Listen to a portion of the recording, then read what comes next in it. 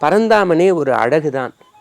அவனுடைய நடையழகை சொல்வதா, அவனுடைய புல்லாங்குழலை சொல்வதா, அவனுடைய திருமேனியை சொல்வதா, அல்லது அவன் வெண்ணெய் உண்டு உலகத்தை தன் வாயுக்குள் அடைத்து வைத்திருக்கக்கூடிய தாற்பரிய பெருமையை சொல்வதா, எதை சொல்வது எதை விடுப்பது என்றே தெரியவில்லை.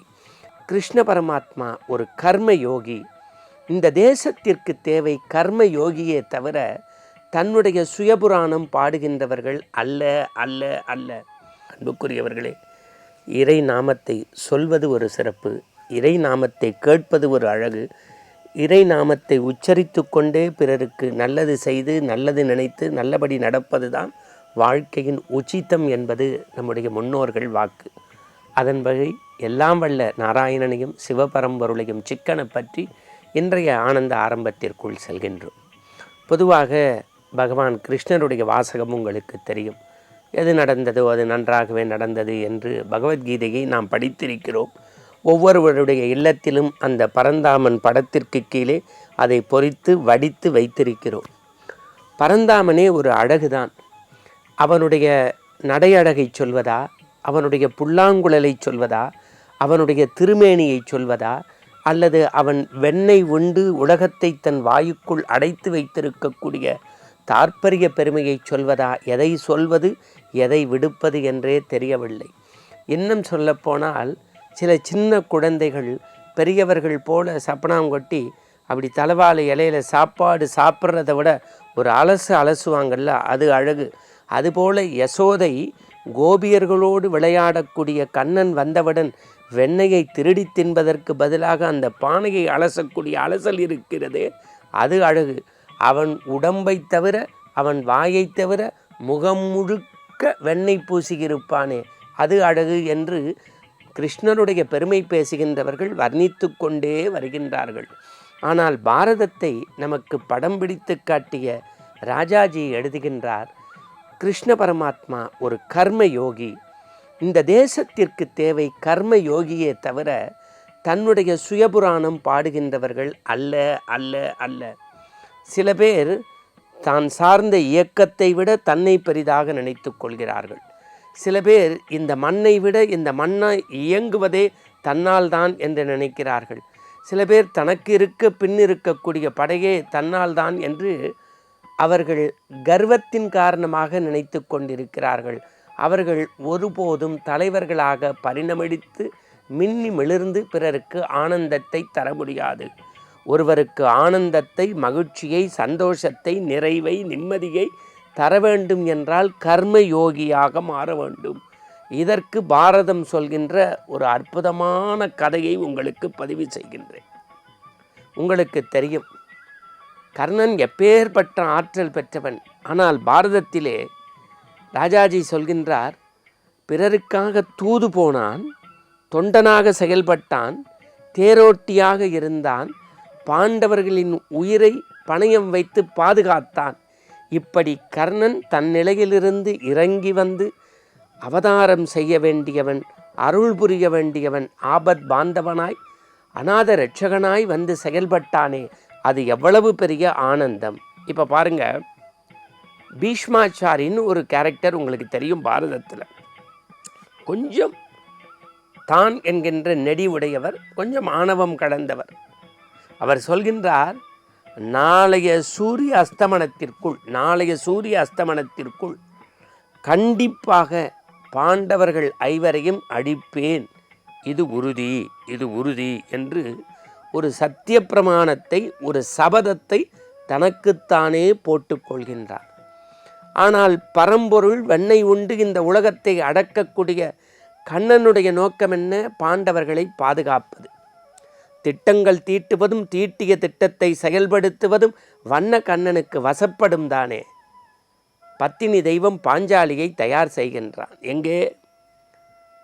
நம்முடைய பீஷ்மாச்சாரி இருக்கக்கூடிய இருப்பிடம் நோக்கி பாஞ்சாலியை தயார் செய்கின்றான். எதற்கு? பாண்டவர்களை காப்பதற்கு. பீஷ்மாச்சாரி இல்லத்திற்கு நீ போ, நீ யாரென்று தெரியக்கூடாது, உன் கை வளைகளின் ஓசை சத்தம் மட்டும் கேட்க வேண்டும், அவருடைய பாதார விந்தங்களை நீ பற்றி கொள்ள வேண்டும், அவர் சுமங்கலி பவ என்று சொல்லிவிடுவார். சுமங்கலி, தீர்க்க சுமங்கலி பவ என்று சொல்லிவிடுவார். அவர் சொல்ல சொல்ல உனக்கு பாண்டவர்களின் உயிர் மீட்கப்படும். எவ்வளவு சூதுதான், ஆனால் எவ்வளவு சாதுரியமாக கண்ணன் செயல்பட்டதாக நாம் நினைக்கின்றோம். ஆனால் இதற்கு பின்பு அவர் ஒரு கர்மயோகி என்கின்ற நாடகம் முடிந்திருக்கிறது. அந்திம நேரத்து சூரிய அஸ்தமனத்திற்குள் இது நடந்தே தீர வேண்டும். பத்தினி தெய்வம் பாஞ்சாலி பீஷ்மன் இருப்பிடம் நோக்கி புறப்பட்டு விட்டார். அவர் உறங்கும் வேளையில் வளையல் சத்தம் கேட்க வேண்டும். அவர் யார் என்று தெரிந்து கொண்டால், பாஞ்சாலி என்று உணர்ந்து கொண்டால், தீர்க்க சுமங்கலி பவ சொல்லாமல் மறுத்துவிட்டார். அவர் சபதத்துக்கு இடையூறு ஆகிவிடுமே என்று தெரியாமல், புரியாமல், அறியாமல் வெறும் ஓசை சத்தத்தை மட்டுமே எழுப்ப வேண்டும் என்கின்ற உணர்வோடு பாஞ்சாலி இல்லம் நோக்கி விரைந்தபோது அவருடைய பாதுகை, பாதணி, பாஞ்சாலி தெய்வத்தில் குஞ்சலம் குஞ்சலமாக மணி ஓசையோடு இருக்கும். அந்த காலத்து ராஜா ராணிக்களுடைய காலணிகள். ஒருவேளை இந்த ஓசை சத்தம் கேட்டு கண் விழித்து விட்டால் என்ன செய்வது? இந்த தீர்க்க சுமங்கலி பவை என்கின்ற மங்கள சொல்லுக்கு இடையூறாக இருக்குமே என்று அவள் நினைத்து துடித்த மாத்திரத்தில் பாஞ்சாலி கலட்டி போட்ட பாதுகையை எங்கு எப்படி வைப்பது என்று தெரியாது வெடித்த நேரத்தில் பற்றி கொண்டான் பகவான் கண்ணன். காரணம் என்ன?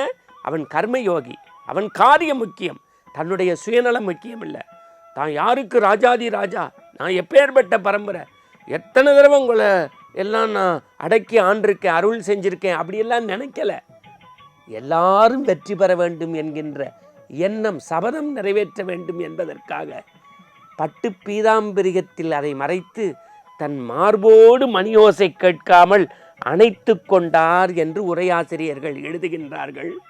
பத்தினி தெய்வம் பாஞ்சாலி வளையல் சத்தை ஓசை மட்டும் எழுப்புகின்ற மாதிரி பாதுகையை தொட்டால் தீர்க்க சுமங்கலி பவ, தீர்க்க சுமங்கலி பவ என்று கண்விடித்தான் பீஷ்மர். பிறகு காரியம் புரிந்து கொண்டான். பாஞ்சாலி, என் சபதம் என்ன? சூரிய அஸ்தமனத்திற்குள் பாண்டவர்களை நான் அழிப்பேன் என்று சபதம் அளித்தேன். ஆனால் அதற்கு சூட்சமமாக நீ என் திருவடியை தொழுது தீர்க்க சுமங்கலி பவை என்று ஆசிர்வாதம் பெற்றுவிட்டாய். நீ சூதால் என்னை வென்றாலும் உன்னை அழைத்து வந்தவன் யார் என்று தெரிந்து கொள்கின்றேன். அவனை இந்த தீப்பந்தத்தால் எரிப்பேன், அவனை இந்த தீப்பந்தத்தால் எரிப்பேன் என்று சொல்லி வாசலில் வருகின்றார் கண்ண பரமாத்மா. புல்லாங்குழலோடும் மயிலிறகையோடும் காட்சி தர வேண்டும். பாஞ்சாலியுடைய பாதுகையை கட்டி அணைத்து அந்த மணியோசை சத்தம் கேட்காமல் தன்னை விட, பரம்பொருளை விட அவன் தொண்டனாக, தோழனாக, தூதனாக, தேரோட்டியாக வந்ததை விட பிறருக்காக பாதத்தை சுமந்து இங்கே பணிவிடை செய்த காட்சியை பீஷ்மர் நினைத்த மாத்திரத்திலேயே மயிர்கூச்சல் ஏற்பட்டது என்று பதிவு செய்கின்றார்கள். காரணம், இந்த மண்ணில் உண்மை, சத்தியம், தர்மம் நிலை பெறுவதற்கு கர்மயோகியாக மாறுகின்ற கண்ணனைப் போல தலைவர்கள் இருந்தால் நாட்டில் நாளும் ஆனந்தம். மீண்டும் நாளை சந்திப்போம். வணக்கம்.